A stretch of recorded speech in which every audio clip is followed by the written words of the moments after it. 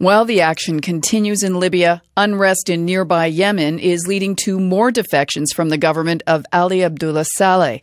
Observers say the loss of a key military commander tips the balance away from the Saleh government and toward protesters. Here in Alberta, Yemenis are watching the unfolding story and trying to support their fellow Yemenis back home. One of them is professional engineer Mohammed Al-Murayri. Hello, Mohammed. Thank you for joining us. Hello. What is the latest that you've heard on what's happening in Yemen? Let me start with the most important and then I'll go to the latest. Last Friday, a dreadful massacre was committed in Yemen. 52 people were killed by snipers in Sana'a, the capital of Yemen, and tens of people were injured. And as the protesters rose from prayer, government supporters opened fire from rooftops and windows on parts of the crowd. So that's the most important event that took place. However, lately, many things happened. We heard that a lot of important military officials, diplomats and politicians resigned, and some of them did not resign but clearly expressed their support of the protesters. What do you think about all of these latest developments? I think that these are very significant events because it gives momentum to the movement of the or to the protests in the streets and the movement toward democracy and freedom in Yemen. Not only government officials but also tribal and religious leaders have done the same thing. Many are now more determined to support the people. And this should definitely help the cause of the people in the streets. It is now clear that the regime in Yemen is practically disintegrating, and I believe that change is inevitable. Mohammed, what is the biggest challenge ahead for people who want dialogue with Saleh? Donna, there is a crisis of trust between Saleh and the people opposing him, and this undermines the effectiveness of dialogue. Saleh continues to flood Yemenis with endless pledges, initiatives, and promises. However, his pledges do not materialize. His initiatives do not get translated into action plans, and he repeatedly fails to fulfill his promises. Corruption in Yemen has reached alarming levels, despite all the promises to, fix it. And it has become a national disaster, as a matter of fact, and a real cause for turmoil and social unrest. Under Saleh's leadership, thugs and thieves continue to thrive, and he seems to be either unable or not willing to fix things up, which is quite disappointing. People initially wanted Saleh to shape up or ship out. Now, I believe that the vast majority of Yemenis want him to step down. What kind of support, if any, do you think Yemen needs right now from people who are outside of Yemen or the West? For people outside Yemen, and by that I mean Yemenis particularly, they can spearhead a lot of initiatives to propagate the message of the people in the streets and to assist in refuting any attempts to desanction the peaceful march of people towards a better tomorrow. For the international community, I think that they can help us by exerting pressure on the regime of Yemen to be receptive to the call of the people, and they shouldn't condone coercion and the excessive use of power to mute protesters. This will eventually help in restoring credibility and mutual respect between the people in the Middle East and the Arab world on one side and the West on the other side.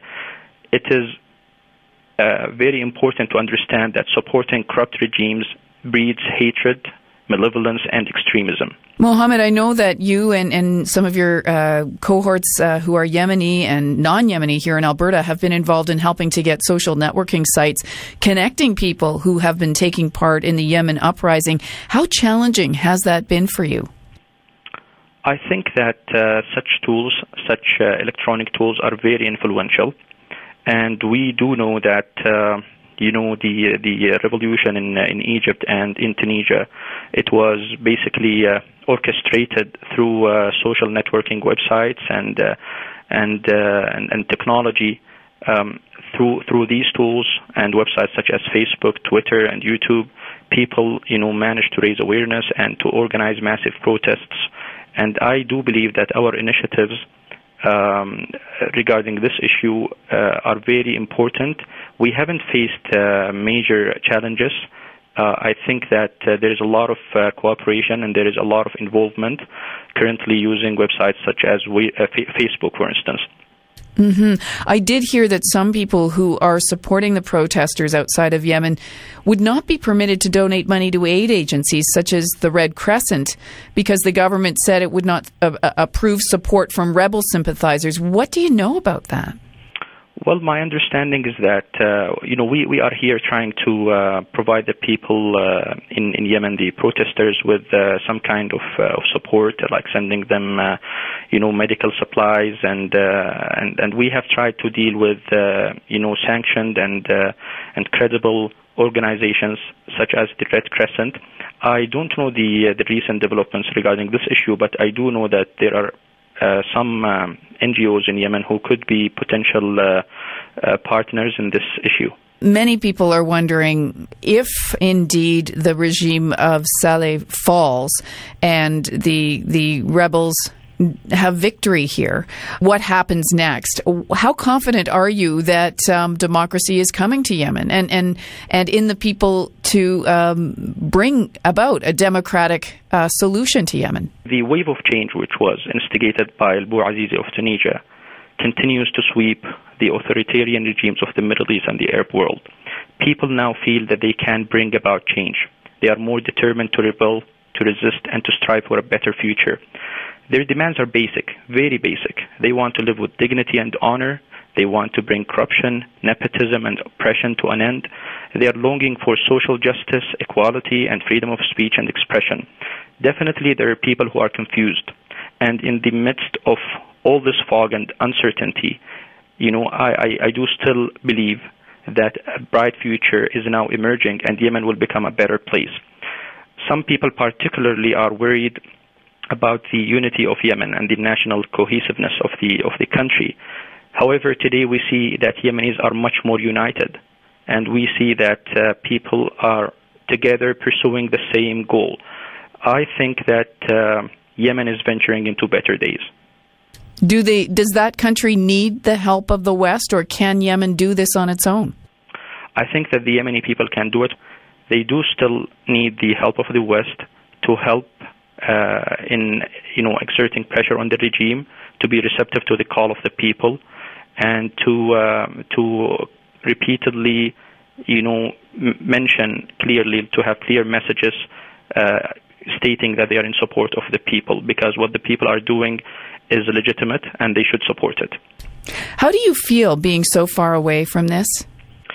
I really would love to be in Yemen nowadays with my family and friends, to witness the huge transition that is taking place toward a better future. I believe that,